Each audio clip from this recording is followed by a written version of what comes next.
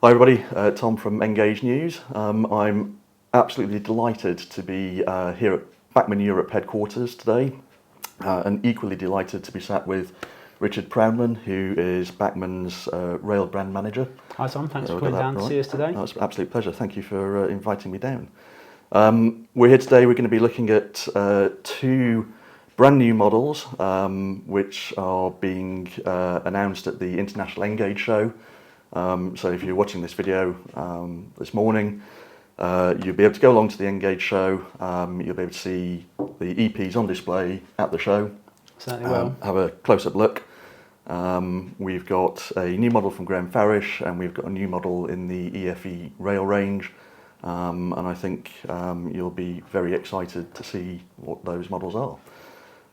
So without further ado, we'll get stuck in.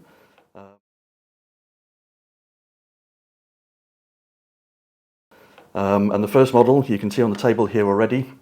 It's a brand new tooling, and it's new to the Graham Farish range, and I don't think it's ever been done in Engage before. No, I think you're right, Tom. Certainly as a ready-to-run model, it's the BR Mark 1 POT, post office tender, also known as stowage vans, and mail and transfer of mail by rail is a very popular subject, an area of interest to a lot of people. Yep. We've done the POS, the post office sorter, before in N scale. I think that was announced at the Engage show as well, around 2010. Yep.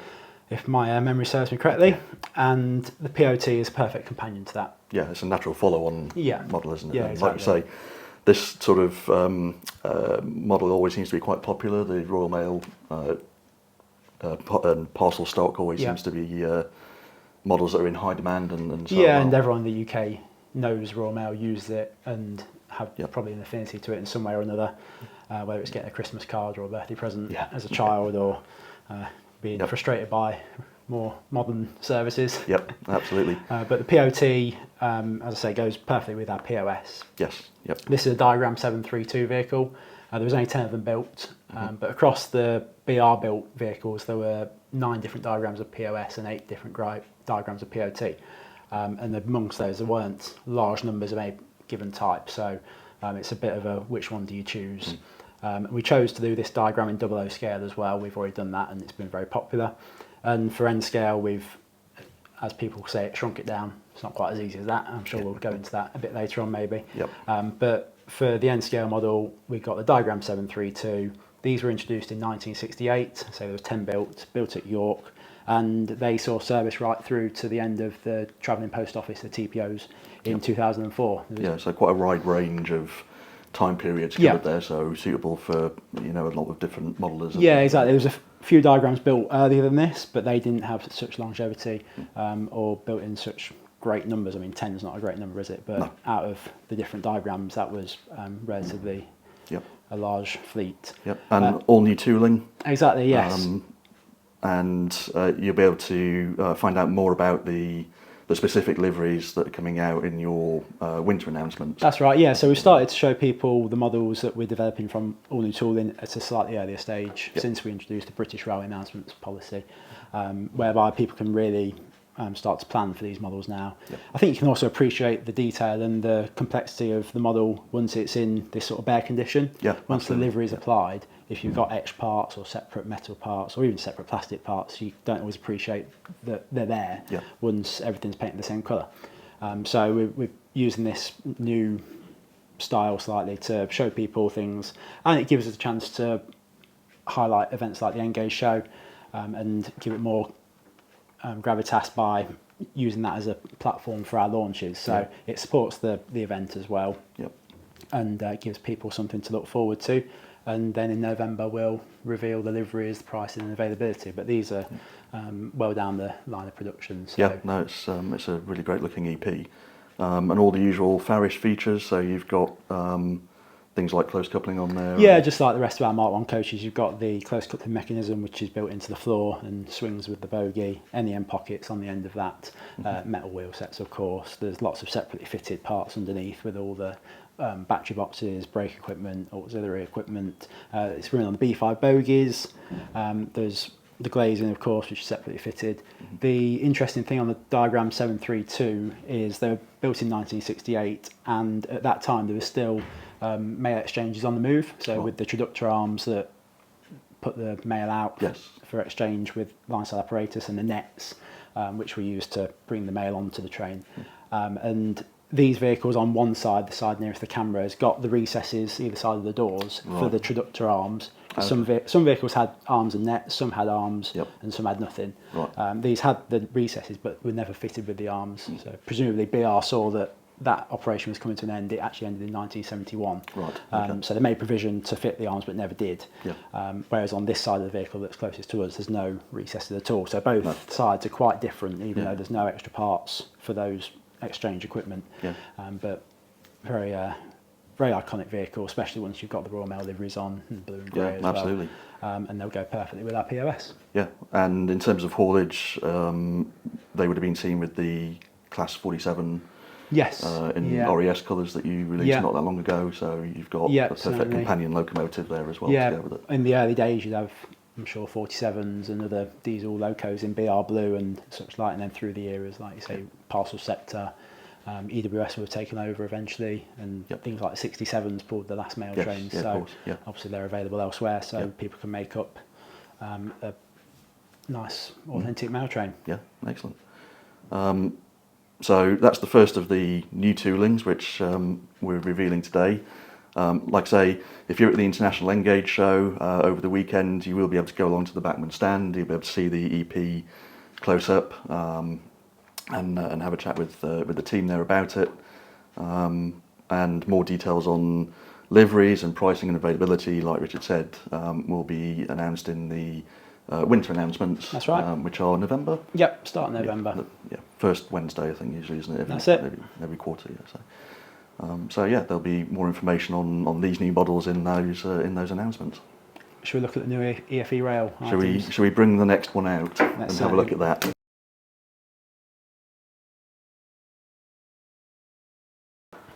So we are now looking at the second of the two announcements from Bachmann ahead of the International Engage show, and I think it's something quite special actually for Engage. It's Yeah. not a model that's ever been produced before.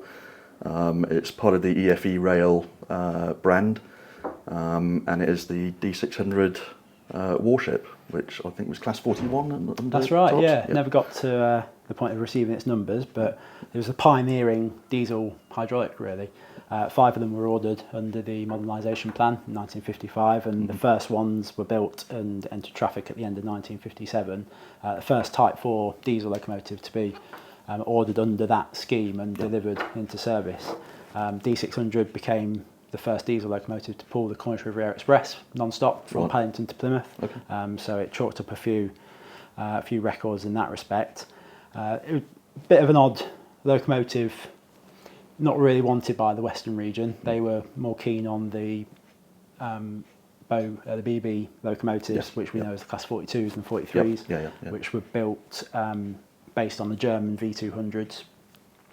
But the British Transport Commission were pretty adamant they wanted the larger locomotives we see here for them to compare against the English Electric Class 40s, Yep. we know them, to give a direct comparison between yeah. diesel electric and diesel hydraulic. So the 5 were built by North British Locomotive Company, delivered to the Western region, and I think they perform relatively well. Obviously we've got a couple of records that we just spoke about. Yeah. But the warships, the Class 42s and 43s, were much more successful. Yeah. It seems they're a lot lighter in weight, but had at least the same power output and tractive effort, depending on which. It's kind of typical of that early sort of pilot scheme locomotive, isn't it? Where Yeah. they were low in number, and that was ultimately their downfall. That Yeah, led I to mean, their the withdrawal. irony of the modernisation plan and standardisation, that they let the Western region plough on with diesel hydraulics rather than insisting diesel electrics is of course, relatively odd. Yeah. So they were early to be withdrawn. 1967, the end of that year saw all 5 withdrawn, and then the 42s and 43s were not that far behind because again they were non-standard, they weren't diesel electrics. But during their service, they were re-ended with the headcode boxes. So it started out being built with headcode discs and moved on to the headcode boxes, split boxes aside the connecting doors, and we've got both body styles, as you can see here. on the EFE rail model. And the side grills were also modified. So on the original locos, they were horizontal, and later they were modified to be vertical. And we've got that option. And you've accounted for that as well? Yeah, so we've got the two body styles and the two end styles. So will you be able to cover all 5 class members? Yeah, I think there's a sort of nuance in time where one had a certain combination of parts that we won't be able to cover. But for a class of 5 locomotives, you obviously have to be careful on how much tooling spread you invest in, because there's a limited return on these. Yeah, of course. Given the small class number. Yeah.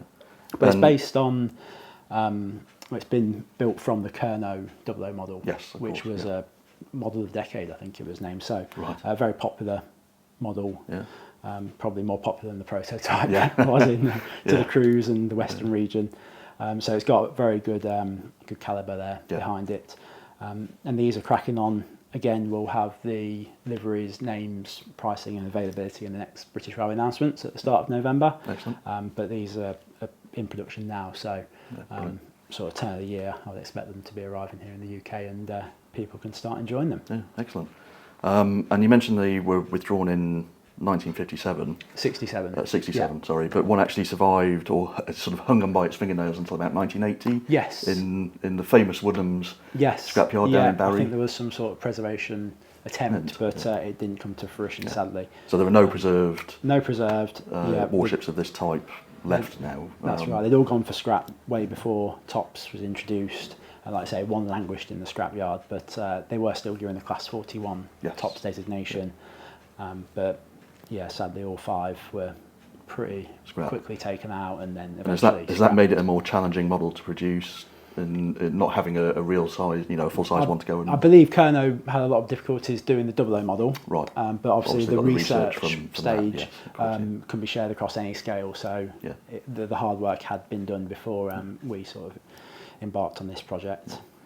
And in terms of specifications, do you want to run through? Yeah, sure. So there's a 5-pole motor. There's a coreless motor driving these, which drives both bogies, and the real thing was an A1A wheel formation, and this is driven in the same way. So it's the outer wheels on each bogie, and they include the electrical pickups.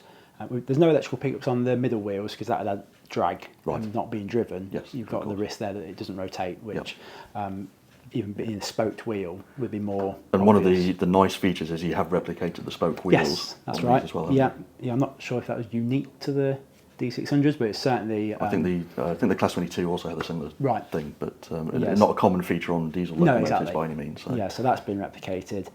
We've got lighting at each end, along with cab lights. There's switches on the PCB to turn off the lights. Or turn off the tail lights, so if you're hauling a train on analog, you'll be able to have the front lights but have the rear lights off. And there's also a switch for the cab lights if you want them on or off. And then when you put a DCC decoder in, which is the Next 18 interface, that will give you more options via dedicated DCC functions to turn your end lights off or your cab lights off. In the battery box moulding, there's space for a sugar cube speaker.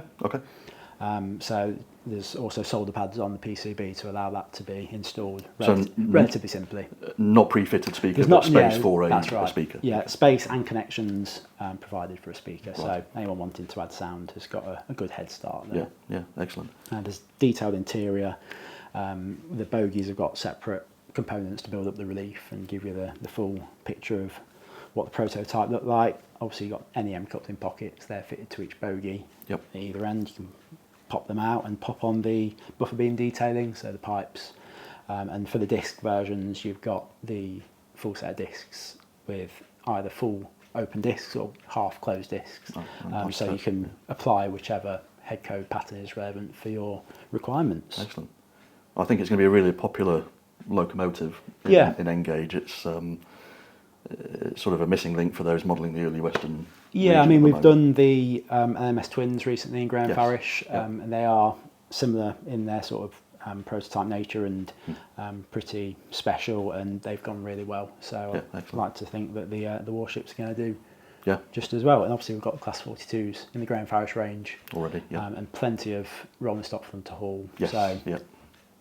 Anyone who wants to add up a whole range around these has got the ability to do so pretty easily thanks to the Graham Parish range. Yeah, brilliant. So again, if you're at the International N-gauge show, go along to the Bachmann stand. You'll be able to see the two EPs on display there, have a close-up look at them. Even at this stage, they really look like fantastic models. And Yes, yeah, they I'm are not a very- Western modeller. I don't have any excuse for one, but I think one might find its way into the collection anyway. And we'll certainly take a much closer look on Engage News when they're released. And again, you'll be able to see the full details of all deliveries and the pricing in the winter British Railway announcements. That's right.